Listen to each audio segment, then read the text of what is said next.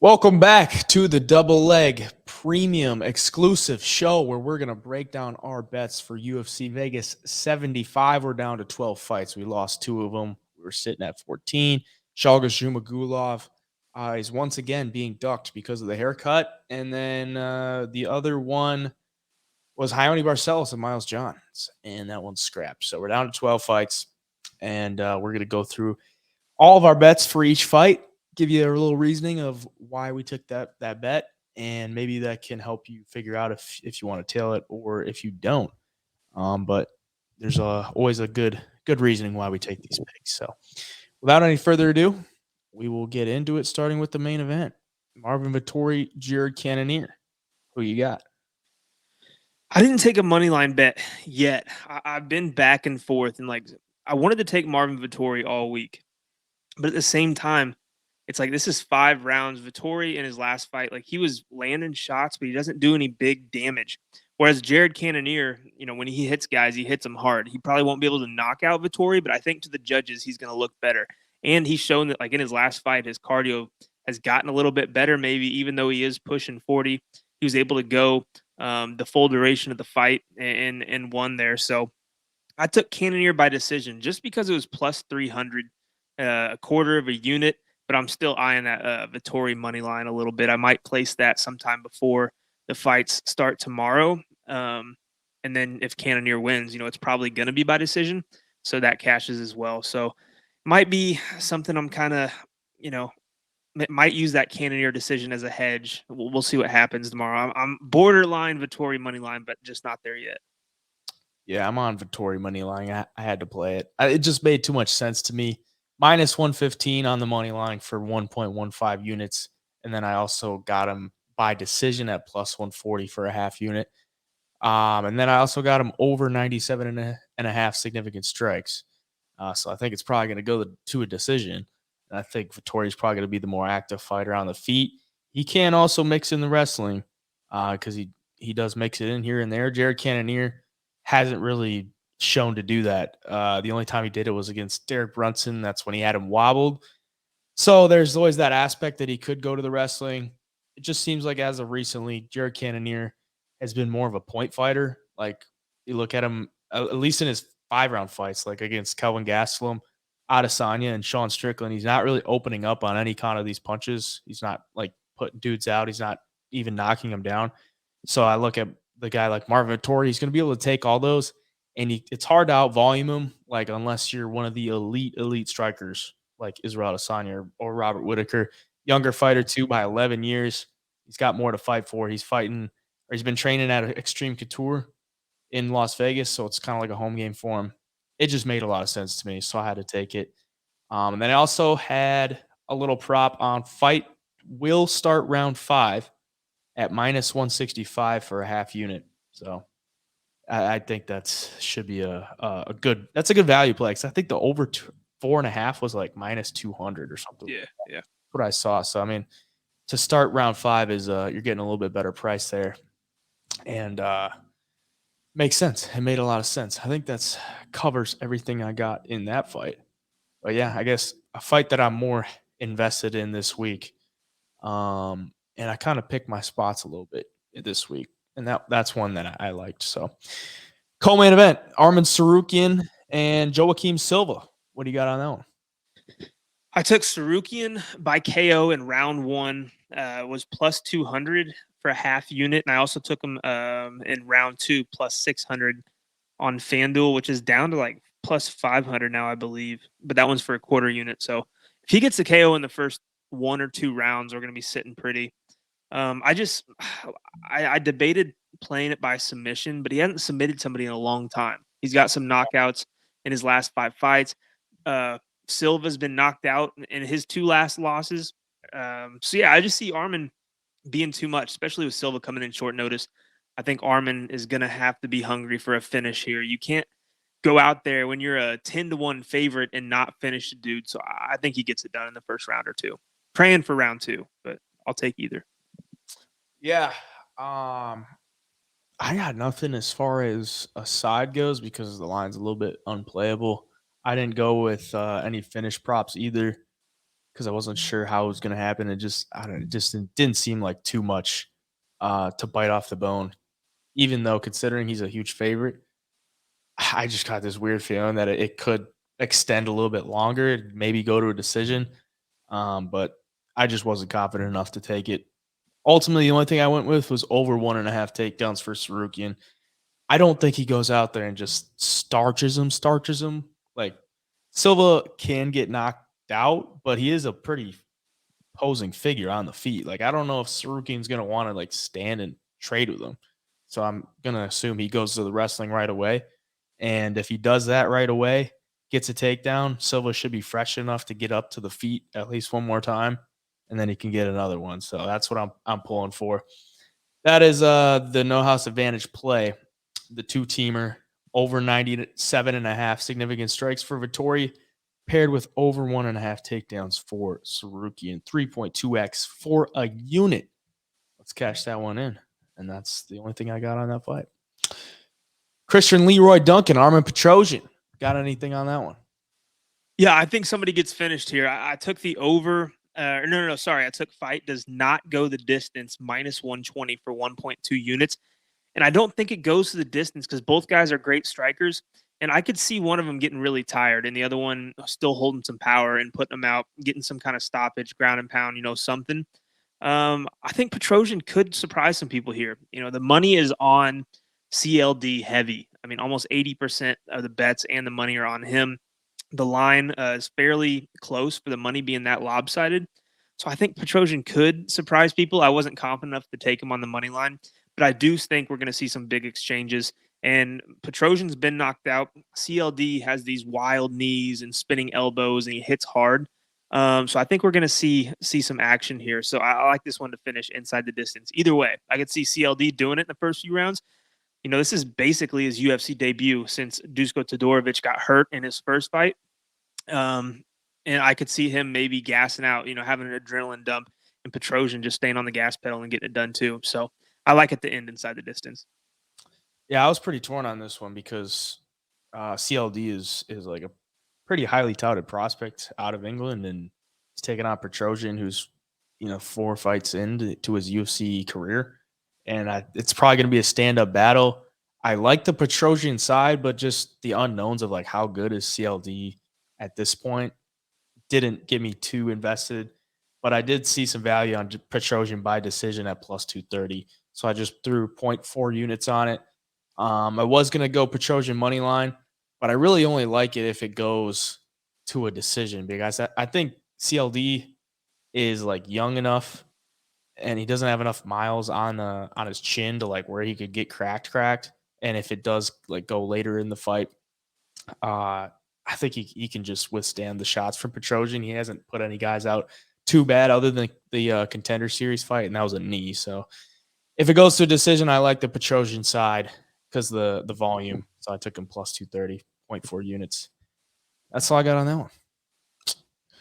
Pat Sabatini, Lucas Almeida.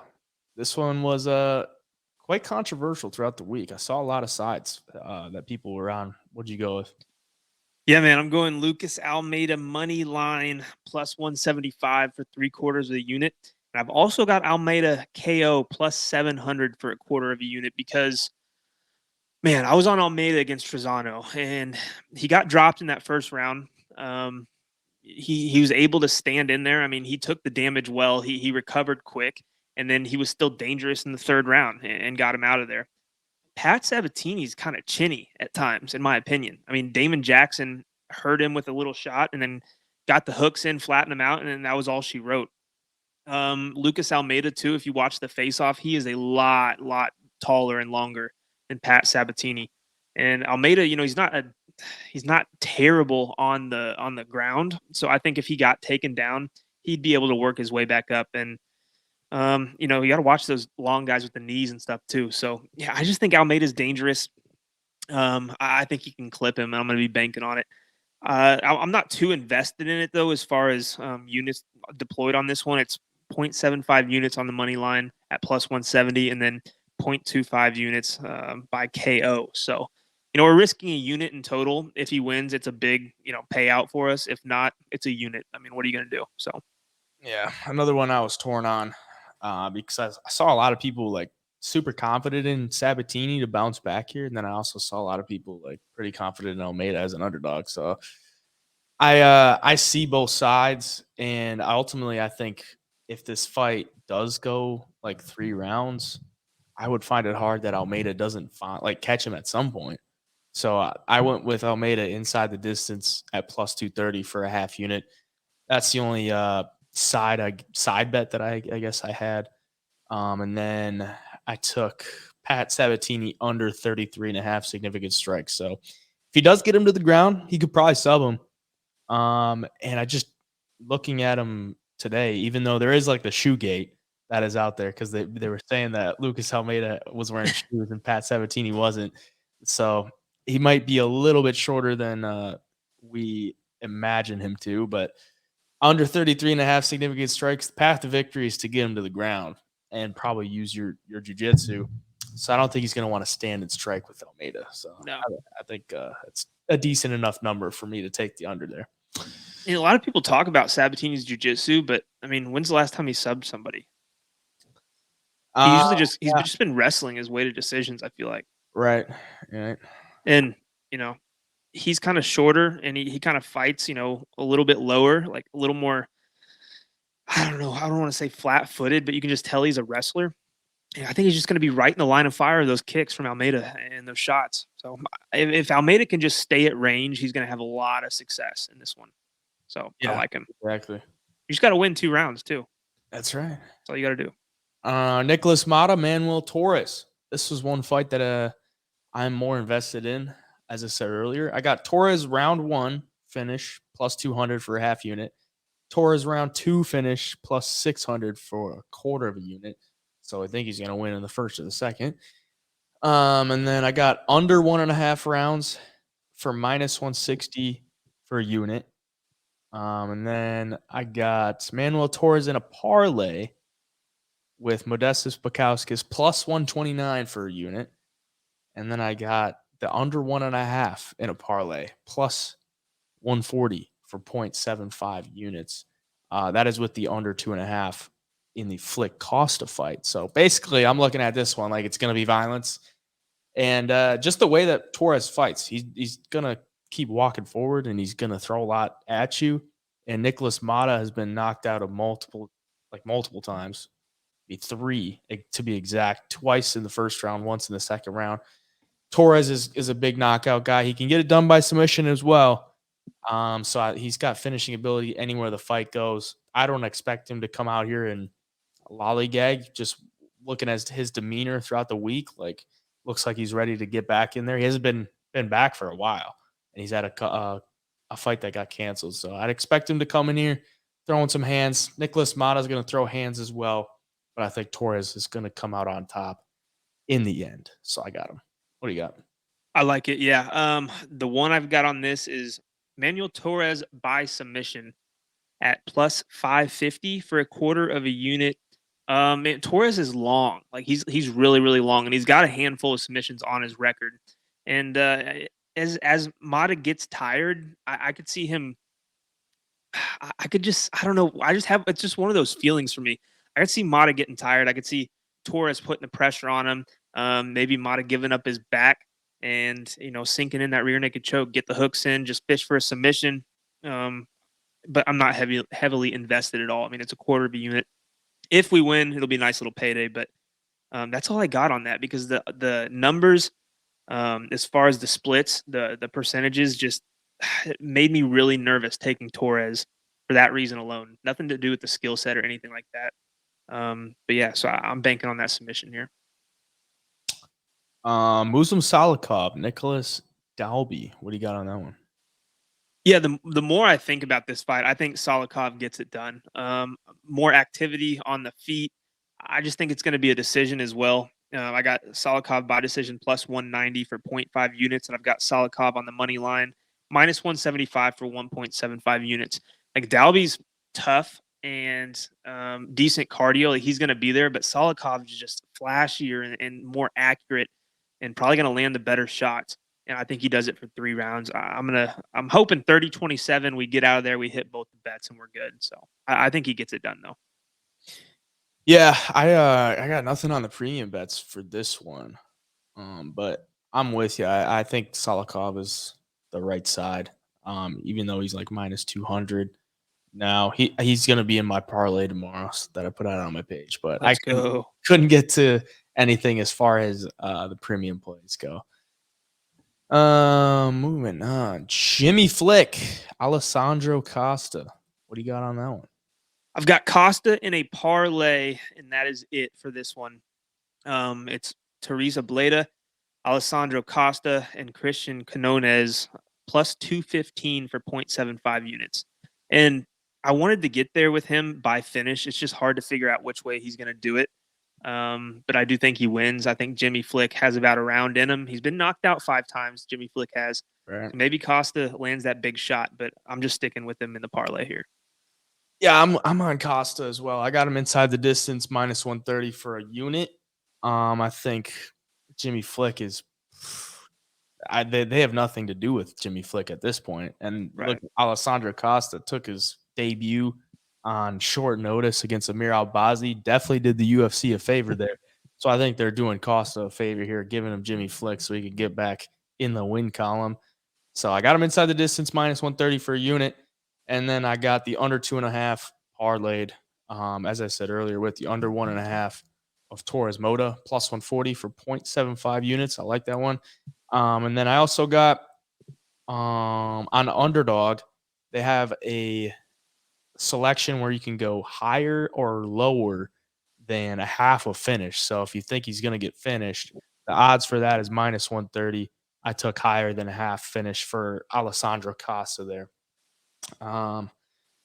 That's all I got on that one. I think Costa should roll him, and he's got good jiu-jitsu, but obviously the path to victory is probably on the feet. Just wing those bombs in there, and Jimmy Flick ain't gonna like him. So, Kyung Ho Kang and Christian Quinones. I do not have anything on this one as far as the premiums go, but Quinones will be in my parlay as well because I like the side, but that's kind of what I like to do with like my parlay. If it's people that I'm not like too confident in, but they're like fun, so I'm gonna put them out on my parlay. But I don't have anything as far as the premiums go in this fight. What do you got? Yeah, I like Quinones here if the fight stays on the feet, especially. He's longer. Well, he's not longer. He seems longer for whatever reason when I watch the tape on both guys, but he's not.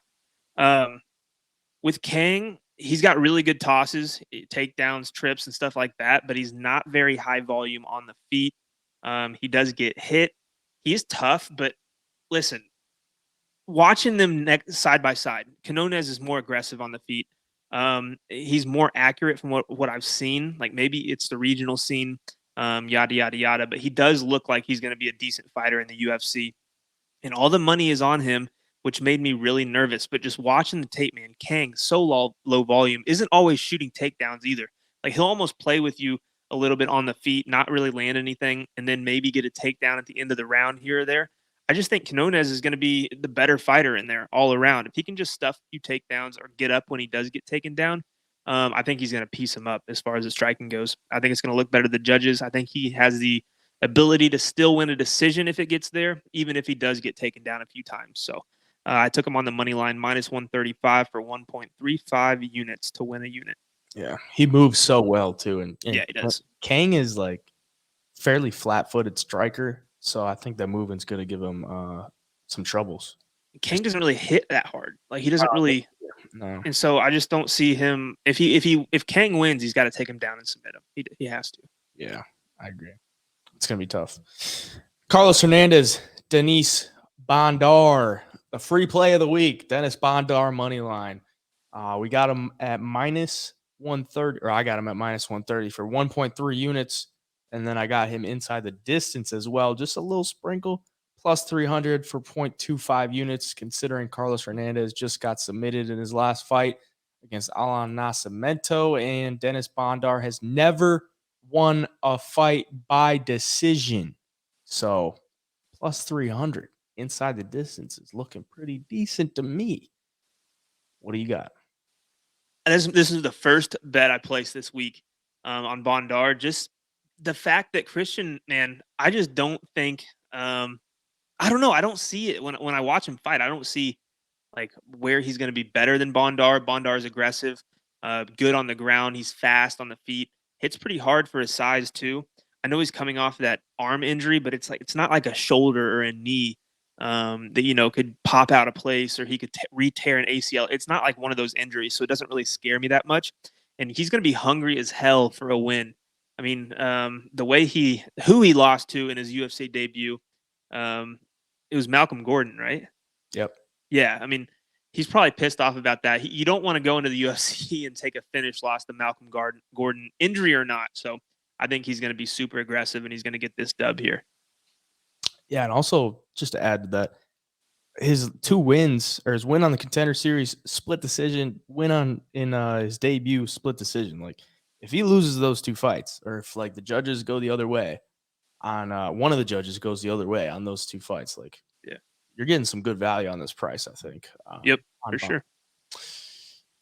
Keep her moving to the women's. Teresa Bleda and Gabriela Fernandez. You on Bleda. You're going women's chalk again. Just in a parlay, that's it. Well, just a little parlay. Because I think she can take her down. I think she can take her down. I think she can control her. And I don't know. I just feel like we've seen the blueprint to beat Fernandez. And Bleda, she's strong, man. She's really strong. And she's going to want to come out after being knocked out like that. I think I want to say buy low spot, but I mean, she's minus 200 and something. So not really buy low. But I do think she comes out and looks a lot better than she did in her last fight. Yeah, I don't have a side on here. Ultimately, I went with a selection on Underdog Fantasy plus 9.5 significant strikes for Gabriela Fernandez, meaning she can just take the totals of the significant strikes and she can have up to 9 less significant strikes when it's all said and done. Because I think Bleda will probably go for the takedowns, but on the feet, I think Fernandez could lay some good shots on her. Because I mean, she's pretty quick. She's got a lot of kicks. I would expect her to use that left kick of hers quite a bit. And if she can stuff some takedowns, I think Bleda's going to be so worried or so focused on getting the takedowns that Fernandez can rack up some volume on the feet while she's there. It fits in like the clinch a lot. Like Jastovicius didn't have the best time taking her down. Like she got 4 takedowns. Yeah. It's just when she got her there, like she just held her there, and it was a lot of cage control time too. So yeah. I was really close to taking the under 2.5 at like plus 150. Just because Bleda's been knocked out. Fernandez has good striking. And Fernandez can get dominated on the ground and get submitted. So, but I couldn't get to it, man. It's women's MMA. Yeah, the thing is, I watched that fight back, and Jastovicius got cracked with a lot from Fernandez. Yeah, but Bleda also got cracked a lot by Silva, and like you're probably not taking a lot from Silva. She should be able to take Fernandez's shots if she can take those. Ronnie Lawrence, Dan Argueta. What do you got on that one? Yeah, the only play I got on this one is just a sprinkle because this is another one that could kind of go either way. Similar styles. I'm taking Argueta decision plus 310.25 units. I don't think either guy's ever been finished if I'm thinking correctly. And I think Argueta could surprise some people. Ronnie Lawrence gets a lot of takedowns against guys who don't have a strong wrestling background. And then Saidjikov just dominated Ronnie Lawrence in the wrestling department, who has a wrestling background. Dan Argueta is a college wrestler with, that's his first form of mixed martial arts, and he's good and he's strong. And if you look at his IG, man, the dude is in phenomenal shape. He looks like he is, at least. So I think he could pull off the decision. Might be a split decision, might be dicey, but at plus 310, I think there was some value there. He follows me on IG. Shout out to Dan. Hey. But the only thing I got on this one, glad you mentioned he's a college wrestler. They're giving him 3.5 takedowns against Ronnie Lawrence. So I had to take it plus 3.5 takedowns for Dan Argueta in the rivals section on Underdog Fantasy. Pair that with over or higher than 0.5 finishes for Alessandro Costa. That's 3x for a unit there. Basically, it's the same thing as the strikes. When it's all said and done, he can get taken down up to 3 more times than he has taken down Ronnie Lawrence. And I mean, two wrestlers going at it sometimes even turns into a stand-up battle. Yeah. Where they could just stalemate it. So I mean, I would find it hard to believe he pulls off 4 more takedowns than Dan Argueta. So I will take it. The first fight of the night, Modestas Bukauskas, Zach Pauga. What do you got? Yeah, I think I'm on the opposite side as you here. I'm taking Zach Pauga. Plus 160 for a unit. That could be illegal. What, taking him? Yeah. No, man. After what he did to Jordan Wright, that should be illegal. Oh, I mean, I think he could. What if he does the same thing? Yeah, that's what I'm banking on, honestly. I think he's like fast enough on the feet to where you just can't get clipped, and I don't think he's gonna. I don't think he's really gonna get out, I guess, volumed or outstruck the whole fight against Modestas Bukauskas. Jesus Christ. Because I mean, look, the dude took a lot of L's in the UFC. Modestas did, got cut or whatever happened, and now he's back and he beat Tyson Pedro. So people are super, super high on him. Tyson Pedro was obviously injured or something, got gassed after the first 2.5 minutes of that fight, and Bukauskas ended up winning. So, like I said, they're really high on him right now. Pauga looked pretty good on the Ultimate Fighter. Obviously got caught with the little check left hook against Muhammad Usman, and then just went to decision with Jordan Wright. But I'm not expecting Pauga to knock him out or anything here. I just need him to do exactly what he did against Jordan Wright and cash this ticket plus 160, because Bukauskas doesn't really have too much volume on the feet. Sometimes he's just kind of flat-footed, standing around waiting for something to happen. And I think Pauga is just going to march forward, hopefully, and do his thing. We'll see. 1 unit plus 160. It just, that plus 160 number just seems like too much value for me. I get you. Ultimately, I think Bukauskas is just a much better fighter. So I put him in a parlay with Manuel Torres plus 129 for a unit. And then I also put a little on him inside the distance at plus 260 for 0.4 units. Basically because Pauga's been chinned before. Bukauskas, he's got a lot of different weapons, kicks, knees, hands. So I think he could put it on him if they're at distance. But ultimately, I do know that it is a possibility that he could just hold him up against the cage or even take him down and just lay on him and make it very boring. So I took the plus 5.5 significant strikes for Zach Pauga, which I think is a beautiful line because you look at the stats, and Bukauskas has never covered that in 5 UFC fights. He's never covered that, and he's won and never covered that. I mean, he got outstruck by Tyson Pedro and won. He got outstruck by Andre Michailidis and won with a knockout. And then in his losses, he's losing the significant strike battle there. So I think it looks really good. And Pauga has a insane significant strike differential. 4.42 landed compared to 1.99 absorbed. So it's nearly twice as many he lands. And they're giving him 5.5. So I gotta take that. I got that. So the play on underdog there is plus 9.5 significant strikes for Gabriela Fernandez, paired with plus 5.5 significant strikes for Zach Pauga. 3x for a unit. And then I forgot to go over the big boy on No House Advantage for 11x. You're going over 97.5 significant strikes for Vettori, over 1.5 takedowns for Sarukian, under 6.5 minutes of fight time for Torres, and under 33.5 significant strikes for Pat Sabatini. Throw them all together, 11x for 0.2 units. We're going to get some cha-ching going on the NHA app.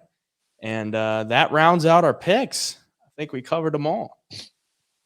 And yeah, just looking over now, looks like we covered them all. I'm looking forward to this card. Yeah, 12 fights. Starts at 7 p.m. Eastern, so another late start. Make sure you set your time. So make sure you don't miss the first fight. 7 p.m. Eastern, 6 p.m. our time, Central Time. I'm looking forward to it. Good luck to everyone if you're tailing the picks. Hopefully we gave you some good picks. If not, we're gonna do a little giveaway if we both get in the red, but that ain't gonna happen. We're both gonna be in the green. So yeah, stay tuned for that. If you're watching this before, good luck. If you're watching this after, hopefully we cashed out some tickets. We'll see you in the next video. Double A Premium members, we appreciate you. Peace.